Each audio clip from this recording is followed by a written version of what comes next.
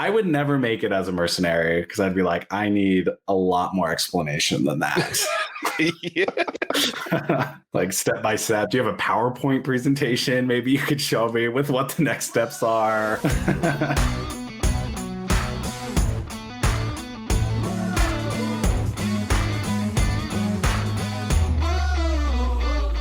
Welcome to the What's Our Verdict podcast, where we fashion ourselves cinematic judge and jury. My name is JJ Crowder. I'm here with my co-host, Javier Ortiz. What is up, my nerds? And Ian Anderson. Some shit. We appreciate your help growing the podcast. Go and hit that follow or subscribe button. Tell a friend about us. Go check out our website, whatsourverdict.com, where you can listen to all of our episodes. Sign up for our newsletter to get exclusive content and updates. Pick up some sweet, sweet merch. Interact with us. Listen to our What's Our Verdict TV episodes as well, which we're getting back to very soon with some great TV shows coming up. So the question we ask each week is if you ever find yourself wondering if you spend the time, money, or both on a movie. And to help with that question, we do put movies on trial each week, discuss the facts, pass judgment, and let you know our verdict using a 0 to 5 scale, 0 being the worst, 5 being a masterpiece of a film. Today we're reviewing Those Who Wish Me Dead. It was released May 14th, 2021. It was written by Michael Kurita, Charles Levitt, and it was directed by Taylor Sheridan. It stars Angelina Jolie, Finn Little, Aidan Gillen, Nicholas Hoult, John Barenthal, and Medina Senghor. A child who witnesses his father's murder finds himself pursued by assassins in the Montana wilderness, with a smoke jumper tasked with protecting him and a forest fire threatening to consume all. So let's dive deep. If you haven't seen this movie and you want to avoid spoilers, now's the time to pause, go watch the movie, come back, pick up where you left off. If you don't care about spoilers, hang out with us. We're about to spoil the shit out of this thing. Man, I have such mixed feelings about this movie. Like, it was so interesting to me to watch it partially last night, and I was really enjoying it for the most part. And then this morning, like, I had a very different experience. I think because I was actually awake and I wasn't like half asleep and mind tired from playing D&D. So, guys, how many of these movies have we watched? This is just a rookie move on your guys' part. You never go in with expectations.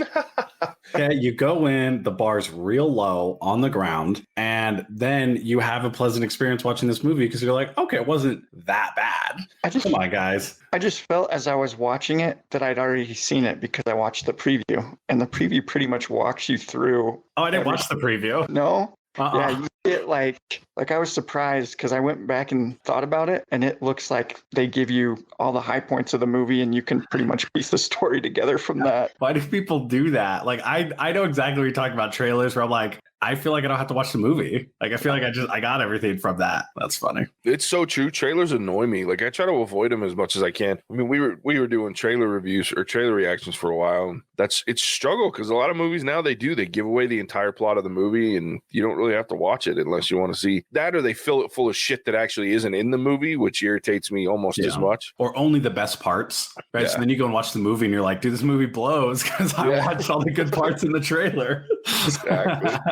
Exactly. Yeah, and I to be honest with you, Javier, I had very low expectations going into this movie, even though I really enjoyed Angelina Jolie most of the time, and I really enjoyed John Barenthal. And then I was surprised by this kid, Finn Little, that was in it. But I like the other characters. I mean, I like Aidan Gillen. He's a big Game of Thrones guy. Like, he was Littlefinger in Game of Thrones. He's got a nice menacing streak. Nicholas Hoult was weird to see in a bad guy role. I mean, I know him as Beast from the X-Men movies, and that's where he's from. Yeah. I was like, yeah. Yeah, he usually does like the nice guy roles, so it was a little interesting. And I think he had some great moments. And I really liked John Barenthal's wife. Like, she was a standout to me. I enjoyed her character and how she played it.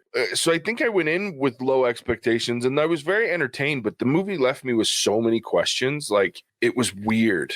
Like, I wanted to know what it was who was chasing. I mean, obviously this kid was being chased by, we see the one guy that talks to these assassins like at the airport or whatever. Dude, I hated that part because they took leaps of logic that didn't make sense. Right? Because he's like, the kid's not dead. So we're going to assume that his dad was resourceful enough to make it to Montana. I'm like, resourceful enough? He literally jumped in a car, went to the bank, took a bunch of money out of the bank, and then drove to Montana. Yeah. So it's not like he was jumping through hoops here, but okay. And then they're like, so we have to assume that he has duplicates. I'm like, he didn't. He literally wrote shit down in a hotel room. So he didn't have duplicates until he wrote it down. They're like, and then we have to assume that it's with his son. I'm like, why? Why would this dude give his son, which it's just irresponsible as a parent to like put that on your kid, right? Like you're driving to Montana. I don't know how far of a drive that is, but like there's got to be someone between wherever you are in Montana that you can drop this off with, right? There's just a better way to do this. So anyway, and they're like, we're going to assume that it's with the kid in the backwoods of Montana. And I'm like, I don't understand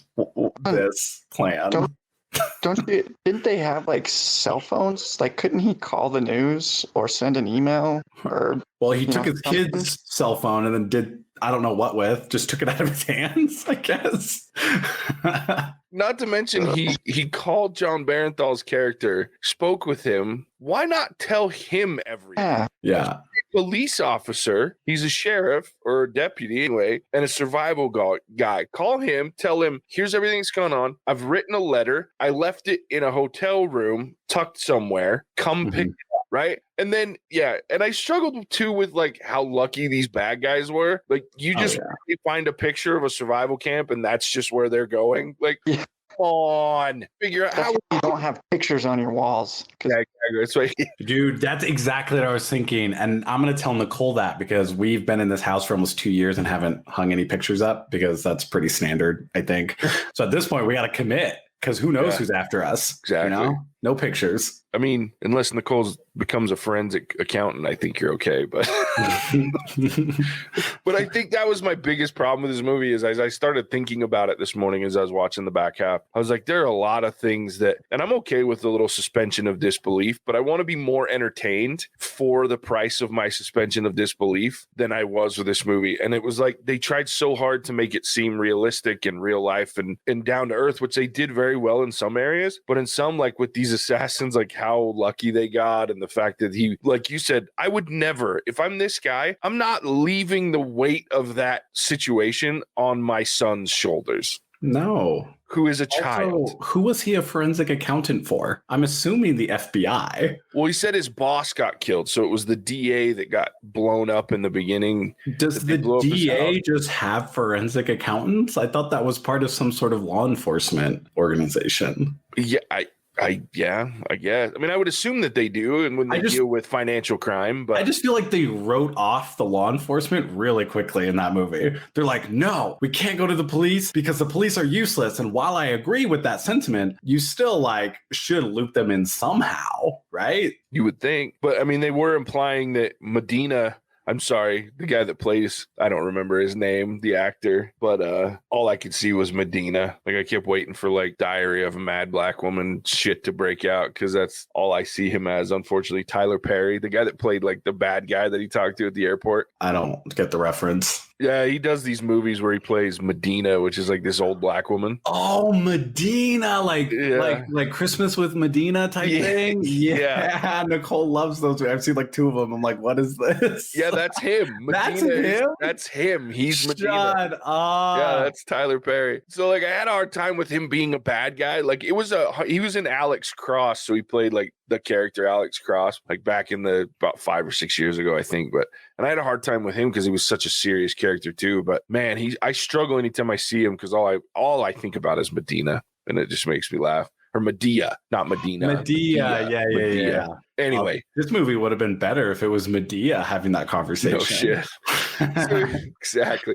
So he gets in the SUV and it's got U.S. government tags on it. So he's obviously some sort of government official that's high up, and you know the assassins seem all scared of him, and why is he here?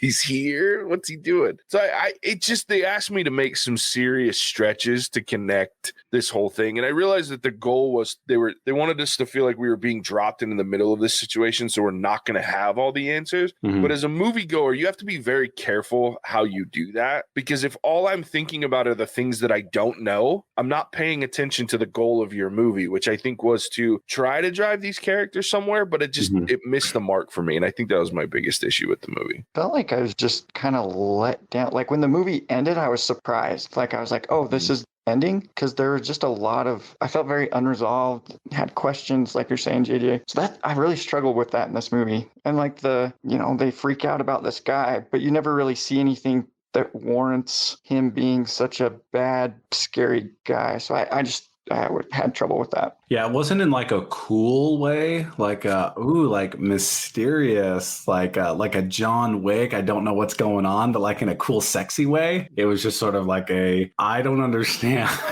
what's happening here. I mean, they do explain to a certain extent, like he's a forensic accountant and he found some things that don't make sense, and it's going to out like a lot of powerful and rich people, and they're behind the assassination attempt. But then, yeah, you have the added of like the government's also behind it. Mm-hmm. And you're like, okay, well, are you going to connect the dots for me here anytime soon? Nope, I'm just going to throw you into a forest with fire. I'm like, okay, great, cool. Sweet. And we're going to have Angelina Jolie take her shirt off. I'm like, yeah, okay. Yeah, cool. So arbitrary and weird. Well, there was so many arbitrary, weird things in this thing. Like, why did she get struck by lightning? Why are they running through a field? Like, what did that add to the story? Like, I just don't understand. Like, weird. Like, it was so random. Like, twice in as many days. Like, the day before, she almost got struck by lightning. Yeah. And then the next day, she does. What are the odds? She needs to play the lottery. Well, and then she's like jumping down, sliding down this rope, getting the like rope slivers in her hand, which was a cool moment. But then she slipped and fell off the rope and fell like 35 feet and landed flat on her back. Yeah. I was like, damn it. Yeah, she snapped some ribs. Maybe at least. Yeah, maybe some vertebrae. I'm not convinced that she would be alive after that. Yeah, and then she just like wakes up and she's like, oh, that hurt. I'm good. Yeah. She had more of a reaction every time she poured peroxide on her wounds than she did from falling out of that fucking tower. That's so true. That's so true. Yeah, the getting struck by lightning, I was like, okay. I'm also, so then they use that rope a second time. And I'm like, when did she have time to like reel that sucker back up? Well, and all of a sudden it's attached to like a belay. Yeah. Rig. Like, I'm like, what? Yeah, it was weird. You have the same amount of time to react to getting shot at that you do to getting struck by lightning. So she should be able to like rope down on both situations, right? Instead of to like grab your hands and burn them off on your way down. Yeah. There was some random weird shit. Also, how much ammo did these bad guys carry? Because they're like walking through this forest in suits, and they're just magazine after magazine, just like lighting buildings, people up. Well, and they are the sloppiest assassins on the planet because, like, they are seriously just unloading every chance they get. Like, they don't try to do anything precision. I mean, you get when they're waiting on the dad and the kid in the car, like, the one guy's in this, like, elevated position. He has time to read the lady's license plate from around the corner. And they, like, you are so prepared, and then you fuck it up with this old man. Why is he not shooting long before the guy's, like, 5 feet away and has a chance to run him over the car? Like, yeah, especially if you have an AR with a scope that is tracking people from a quarter mile away. Yeah. You're reading people's license plate from a quarter mile away, dude. Like, why are we waiting so long? Yeah, like, why don't you just like, and if you're that good of a shot, like if your job is assassin, don't you think you'd be good enough of a shot to take that shot while he's driving a quarter mile? You know what I mean? Like, I'm just like, he's like, it needed two teams. I'm like, you guys had two AR-15s. Like, on a civilian mag round, you had 60 rounds between the two of you to kill a dude in a Volkswagen. Like, I don't think you needed two teams. Why not, like, disable the car, like, take a couple shots at the engine block or something like that? Or have, like, a tire strip, like... Yeah, a couple of ways you could have done this that should have been all right. That would have avoided someone getting hit by a car. Right? Or pull the truck and block the road. Thank you.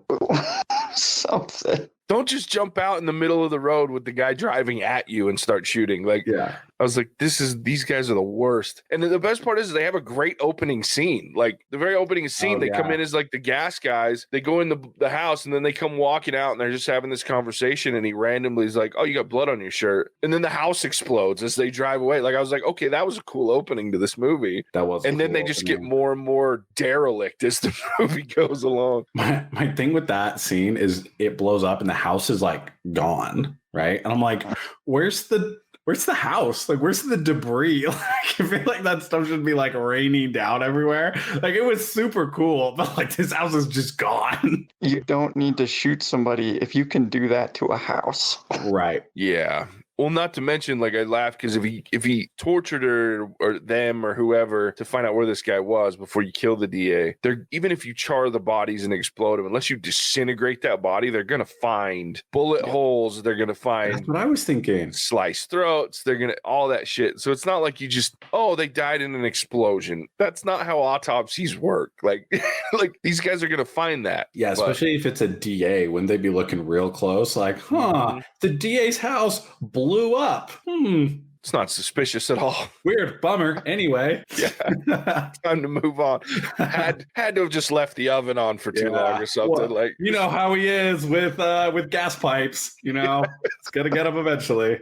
Yeah, it was weird. I was going to talk about the fires, right? Like at some point they're running through this forest that's just burning. And I've never been in a burning forest, but I have been by a campfire, and it's hard enough to breathe by a campfire.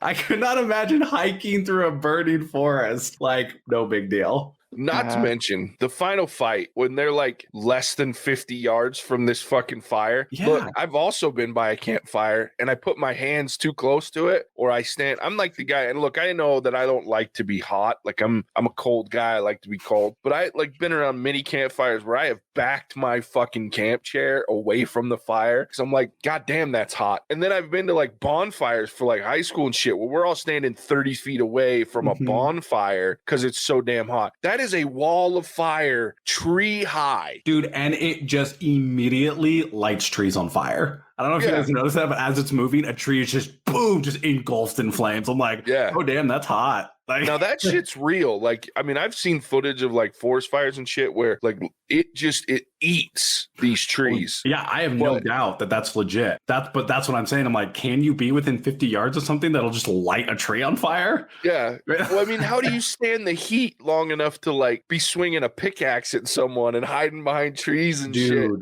Man, that was my favorite scene. Like, it was awesome to watch. Dude, don't get me wrong. When she freaking pops out from the tree, takes a swipe at him, and then pops behind the tree and he like shoots the tree. I'm like, that was awesome. The only thing I wish would have happened, like I didn't want her to leave the fire to burn him. Like that's too quick. A fire that hot, moving that fast, he's not really going to suffer that much. That dude's going to be like toasty. Yeah, dude. I wanted a pickaxe in the top of the fucking head. No, that would have been fast. I feel like, quick. Yeah.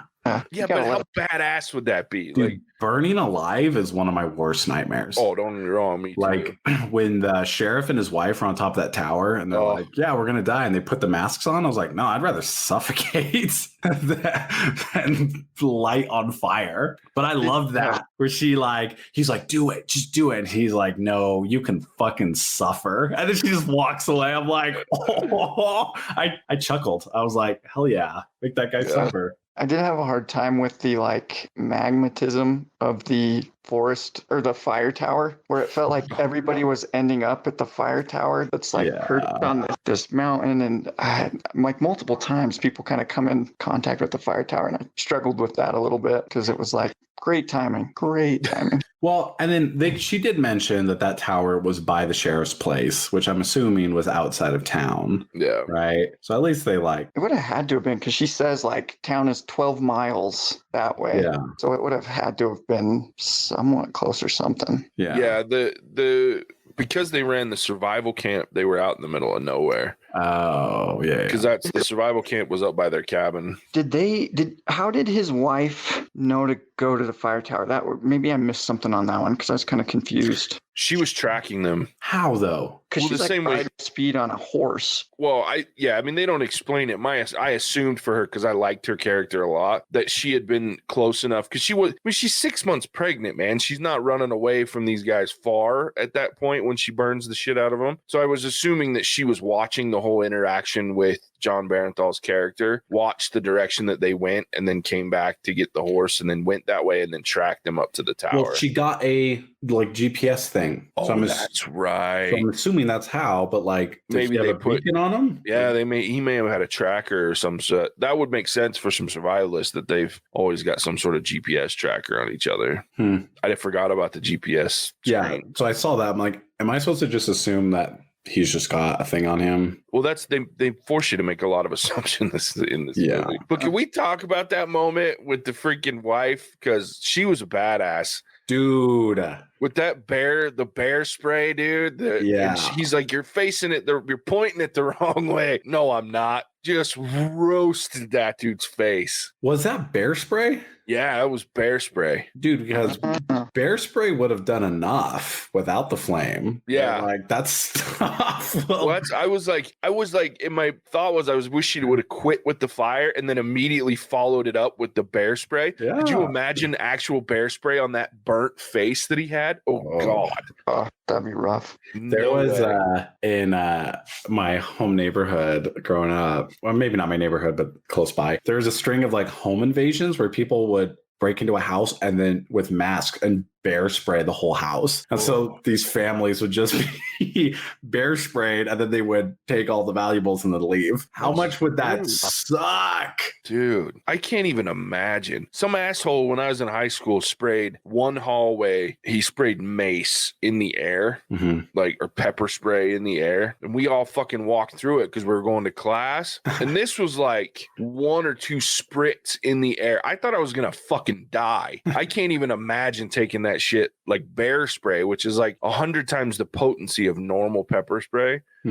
Oh, I can't even. Yeah, it's meant to stop a bear. Right? Yeah, so like, I don't know. Yeah, I didn't know it was bear spray, but if it was, like, that would have worked just as well, right? Yeah, that's what it was. It was bear spray. If not better. I feel like it would have worked better because it would have gotten both of them. Yeah, well, and you can see the one dude's eyes, Nicholas Holt's character, his eyes were all fucking red the whole time because he barely got hit by any of the fire, but the bear spray was still in the steam and the smoke was coming out of it. Interesting. Yeah, but I was like, because I thought the same thing. I was like, well, now hit him with the bear spray, like, because they won't see for a while. They're all fucked up at that point. And then when she guns that dude down, like the reload off that they had there at that moment, it was pretty. How did she reload a bolt action rifle faster than he reloaded a semi-automatic rifle? Well, he was fading, remember? Dude, well, she had just gut shot the fuck out of him. So. Talk about sloppy, dude. This guy is just walking across a field, just finger on the trigger.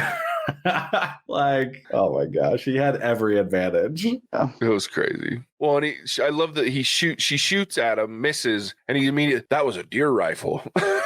Like, okay. Yeah. What the fuck? Just random shit. I will say, though, that this movie had some intensity to it. Like, there were moments of tension in this movie that I was, like, super stressed at points. And it was, like, some of the random moments. Like, you were talking about John Barenthal's character gets shot up in that tower. And then he and his wife are stuck there when the fire's coming. And they show this overhead shot of the fire coming up on it while they're sitting there with the mask. And I was stressed. Like, I was like, oh, man. And then the kid and her jumping in the water, because that's my 2 biggest fear, drowning and burning to death. And they're stuck in this fucking creek. And I'm like, I don't know if I would have the gumption to come out of the water to get a breath. Like, you're looking over in the fucking fire. Oh, I'm not convinced they survive that. It's like licking their backs. I'm like, you have 3rd-degree burns, right? And then it's just burning like 5 yards away on each side. I'm like, you'd suffocate from that smoke too. Yeah. Let alone how hot everything is. Yeah, that's the part. I'm like, God, I wouldn't even be able to function because that's so fucking hot. Can't even imagine. Wouldn't that tower kind of have the same issue? Because all that heat's like rising up right under them. And it's metal, right? Yeah.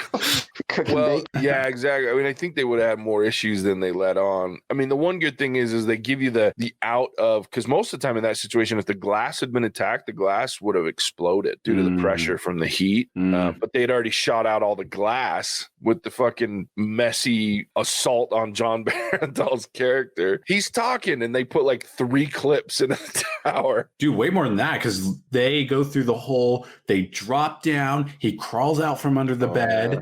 She gets harnessed, he runs to her, they rappel down and run into the forest, and that whole time shots are being fired. And not just periodic shots, constant barrage. Like yeah. And I love that the fire guys, when the smoke jumpers jump in at the end there and come up to the tower and they see all the glass and shit broken and they're like, what the fuck happened here? Like, I don't know, they were in a forest fire, asshole. Like, what like, what do you think happened here?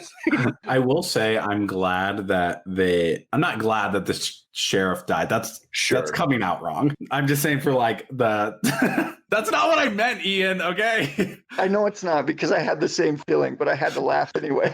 I'm just saying that like the dude gets shot like 2 or 3 times, right? And then he spends the night on this tower and they don't do anything to like stop the bleeding. Like they're just like, yeah, this looks really bad. It wouldn't have made any sense if the next morning he had survived, you know? Yeah. So I'm glad that they didn't. I'm also glad that they didn't be all like at the end where the kid's like, what's going to happen to me tomorrow or a month? And Angelina Jolie, I thought the next line out of her mouth was going to be like, you can stay with me. Yeah, right? me too. And I'm glad that they didn't do that, because those are just like cliches or tropes that I'm like, yeah, the movie was overall kind of a downer. Like, yeah. which I'm okay with, because like you say, it's much more realistic than some of these happy endings that you have in these weird ass movies. And this movie was so brutal throughout. Like the dudes just randomly murk that lady that comes driving up asking just shoots her ass in the head, drives her car off to the side of the road and just leaves her there. And then they show that scene when Barenthal comes up on it and like her skull's like peeled off and like her brain chunks are on the window. I was like, God damn. This is why you don't help people, guys. Yeah, telling you. No good deed goes unpunished. I'm telling you. I did laugh, though, I have to say, when they were talking to the guy at the airport, and the one guy and Aidan Gillen's character's like, well, they're going to have to stomach it, or they may not be able to stomach what we do. And then he just starts the forest fire, right? And I'm like, okay, hold on. It's Montana, which means there's hardly anybody truly in the line of this fire. The shit you've done up to this point is harder to stomach than the fact that you started this fire. That's like, a good point. I'm like, what is he referencing? Like, what's the plan? Yeah. And I never circled back to that. Because that scene where he was like, from now on, we off anyone who sees our faces. I'm like, ooh, okay. Which they immediately don't do. No. With the dude's wife. But okay. And then his little partner is like, well, that's going to draw a lot of attention to this town. And he's like, well, let's get him focusing on something else. And they both like nod. And I was like they just know what he's talking about. I would never make it as a mercenary, because I'd be like, I need a lot more explanation than that. Like step by step. Do you have a PowerPoint presentation? Maybe you could show me with what the next steps are. Assassins 101. Yeah. Well, and then I was a little disappointed at the end with like how, look, I realized he just got like his ass beat and shit. Like he got some, but then he kicks the shit. Like he absolutely brutalizes Angelina Jolie on the ground, punching her over and over, torturing her for this kid's sake. Why the hell did he take like 12 years to walk up on this kid with the knife? Like, you got a fire raging behind you. Let's expedite this a little. Yeah. I mean, it's obvious you don't care about killing a kid. Why are we slow walking to go kill this kid? We leave Angelina Jolie alive, turn our back to her, and then what was the plan? We were gonna kill this kid with a Walmart pocket knife? Where's your gun, dude? Go get your gun. We don't have time for this. The most efficiently inept assassins ever written in film history, I'm telling you. Have you been swayed yet, JJ? No. In fact, I think I've swayed myself in the other direction more than I'm doing a horrible job. It's just so much fun to shit on movies like this, even though like I had a blast watching this movie. Speaking of good things, though, besides John Barenthal's wife, who was by far the best character in this movie, with the exception of the kid, because I think the kid really killed it. Like this kid, Finn Little, like the emotion that he portrayed. Like, where are they finding these kids, man? Exactly, dude. Is there a factory that they're pumping these kids out? Because it's not like it's the same kid actor in like every movie. It's like a new one. Yeah.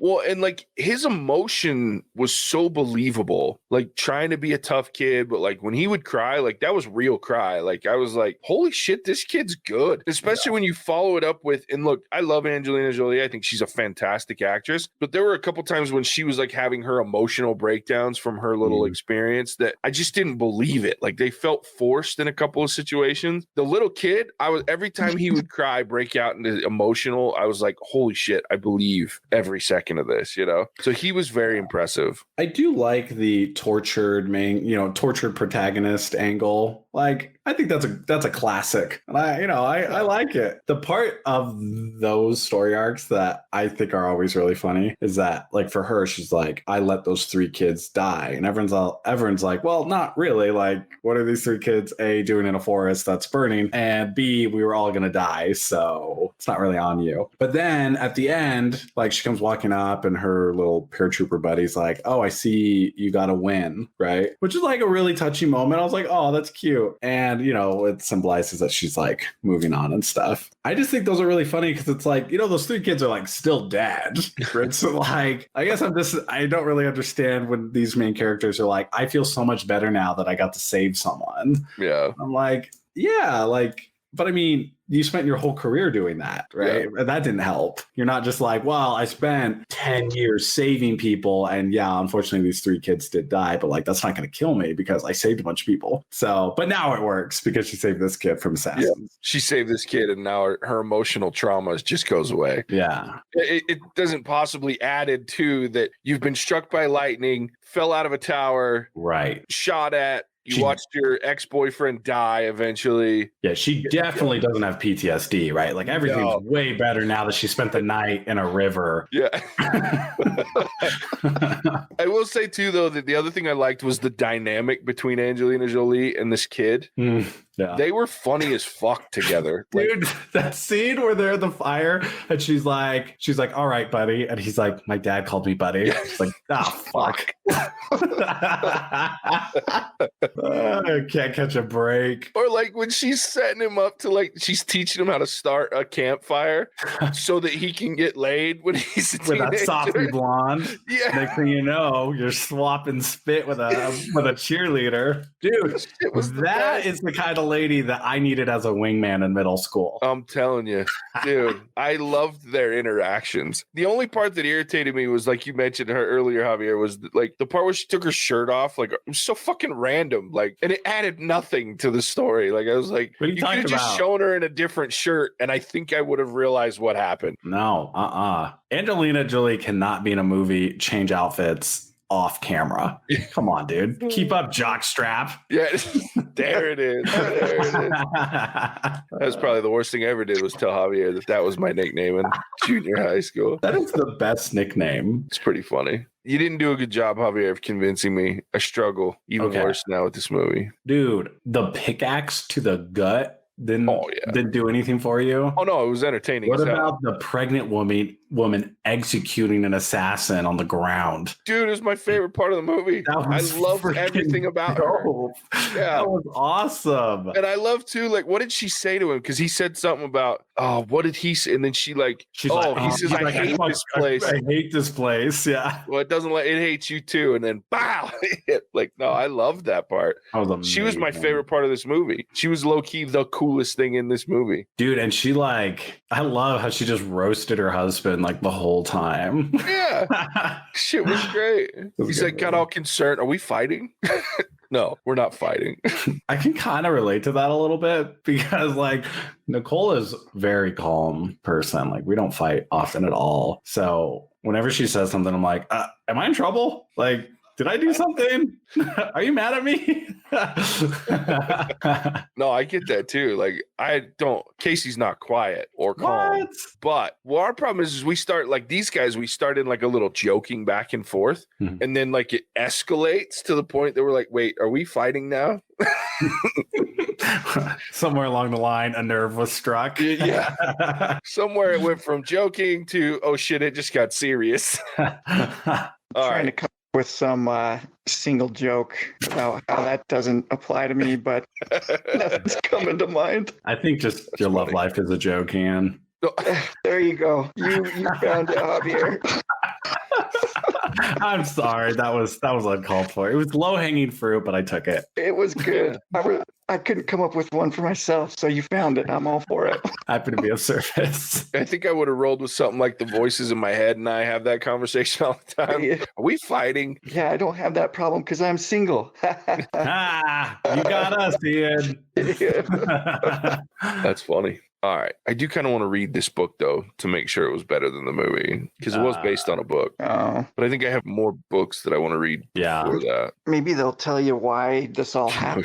No shit. Oh, that's a good point, actually. I think if any of our listeners have read this book, can you tell us? Write in and tell us if it tells us why, because I'll just go read those pages. You can just tell me what pages. Can you give us just a Spark Notes version?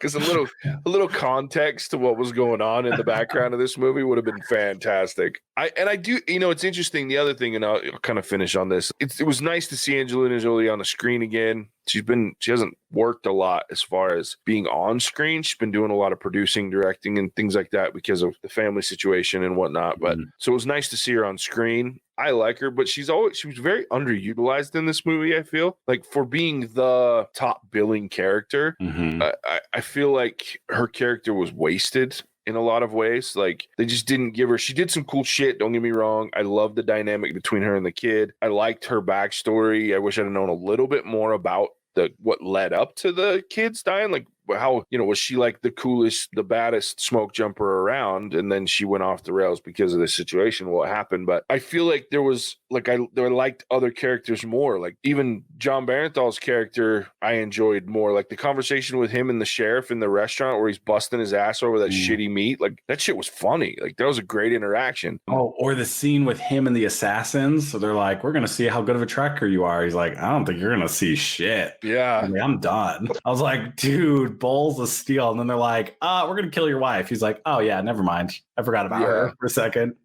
That's my bad. Yeah, like I found myself enjoying more of the other characters on screen than I did her. So I feel like they just wasted an opportunity because she's so good. She's such a great actress. She's very intriguing when she's on the screen. And I just feel like, I don't know. I felt bad for her. I don't know. I liked her character. I liked the tortured protagonist who pretended to be the Billy badass, you know, like to hide her pain type of thing. And she got called out in the beginning of the movie by the sheriff, who's like, these guys don't see what you're trying to do, but I see that like you're being reckless. Like you don't care if you die. And he's like, I can see that. So I don't know. I liked that kind of, but then there wasn't really a sharp change in that really, right? There wasn't like, she was reckless the whole movie. So like, there wasn't like a real lot of like character arc for her. It was just kind of like, I am depressed and I hate my life. And then suddenly there's this kid and I saved him. So. Well, and I guess I think that like for me, it was like these random moments of, so John Barenthal's character, the wife, they have these strong moments where they're trying to save each other. You got the kid and his dad having this moment, before his dad's killed, where they're trying to, he's trying to tell him what to do, and he picks up, and you have this emotional moment. And then you have Angelina Jolie's character, which the most notable thing she does besides help this kid, which is a big deal because it's the center of this movie. But outside of like guiding him and being around the kid and helping him move through, like the biggest thing she did was get struck by lightning and leave a guy to get burned in a fire. Like that's it. Like, I don't know. Hey, you are discounting what she did to that dude. She saved that kid and took a beating while doing it. But it took me an hour and 20 minutes to get there. Yeah, she didn't do. Besides jumping out of the back of a truck with a parachute and then acting like she didn't know that was going to hurt. How did she not hit a tree, dude? Well, yeah, she's swinging around like I swing, like it was crazy. And then she just lands real hard. Yeah, it hurt a little more. No shit, you dumbass. What are you gonna do? Arrest me? She's like in the back of a police cruiser. Anyway, you guys ready to rate this thing? Yeah. Yep. Mm-hmm. All right, I'll start off. Look, it was entertaining at parts. The action was fun when it was fun. It was brutal, much more violent and brutal in places than I thought it would be. But there were parts that took me out of the movie pretty badly with, like we've talked about, the fact that they were dancing around in half this movie so close to a giant forest fire. And there seemed to be no repercussions to that. I did like that there were consequences to this movie. People died, even people that you didn't want to have die. And in most movies would have miraculously made it through the night and lived. The kid didn't know what was going to happen to him. All he was doing was the next day. And, Angelina Jolie didn't, maybe she did, maybe she didn't, but we didn't get this whole, like, yeah, I'm going to be your mom moving forward, happy go lucky moment it ended in a place where I was like, wow, that was dark and realistic, right? So I liked that part of it. There were some saving graces. I do feel like Angelina Jolie in a lot of ways was underutilized, and there was just random shit in this movie that was very odd, like the lightning strike. But there were some fun moments with John Barenthal, his character, his wife's character. A lot of fun moments. So the kid was fantastic. So all in all, I did have some very good entertainment. I think it was just an average movie. I'm going to be right down the middle of the road, like Javier would say, and give this thing a 2.5. I don't think I would actively watch it again. It's an average movie. It's like The Town. She's average. You know? It's just an okay movie. I wish I'd have rated Jurassic Park 2.5 so I could say, yeah, it's like Jurassic Park. Well, you would have been lying if you rated it 2.5. That's fair. All right, Ian, rate this movie for us. You bet. I kind of talked my points out. I agree a lot with what JJ said about things kind of events and characters taking you out of the movie, especially like a lot of unanswered questions.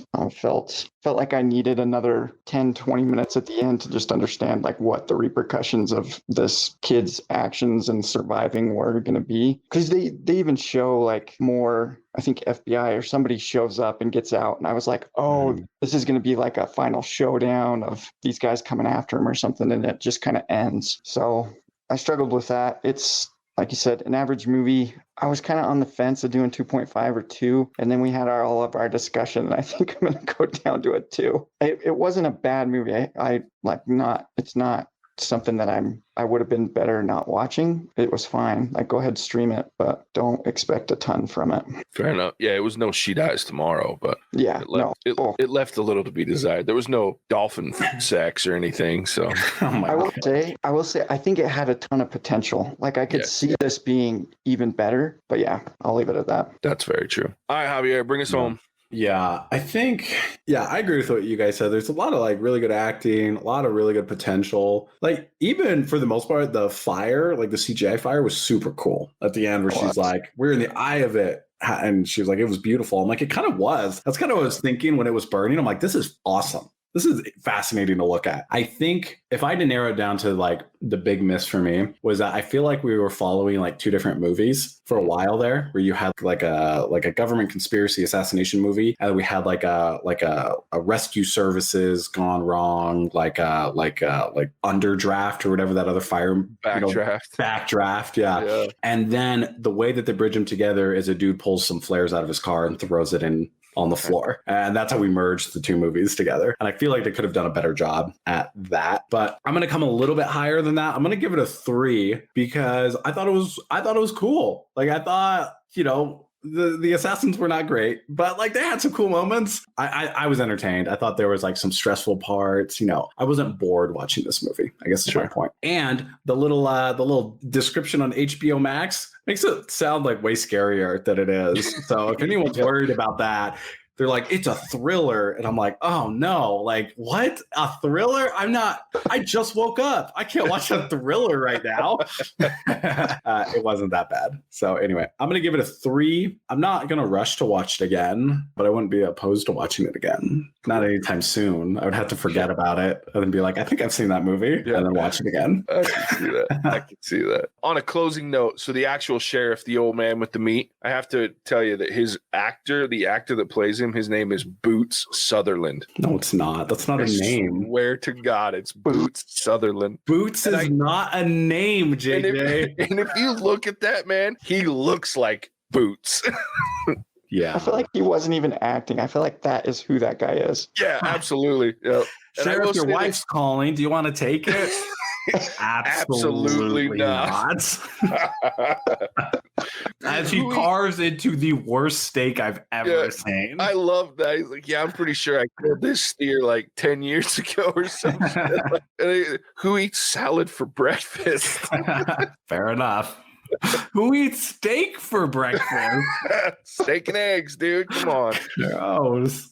That shit was great. Anyway, all right. So there's our rating for Those Who Wish Me Dead. Tune in next week. We'll be watching and reviewing The Army of the Dead. Oh, I'm so looking forward to that. That is going to be fun. The Zack Snyder follow-up to Dawn of the Dead. So yeah, long time since he made that film, but looking forward to this one. So Army of the Dead. Going to go revisit Vegas since I haven't been able to go there in a long time. You've got like Dave Bautista in it, right? Uh-huh. And then have you guys ever seen Raising Hope? Yeah. It's got the dad from that. Yep. So I'm looking forward to that. Yeah, I'm pretty excited about that one too. So cool. So tune in for that next week. Check us out on Facebook, Instagram, Twitter. Interact with us. Leave us a message. You can email us at hosts@whatsourverdict.com. Let us know if there's a movie you want us to review. We're happy to do that. Pick up some merch at our website, whatsourverdict.com. Sign up for our newsletter as well, where we'll send out what we're doing beginning of each month so you can plan to watch those movies with us. And yeah, we appreciate you tuning in. We'll catch you on the next one. Bye-bye now. Cinemagic out.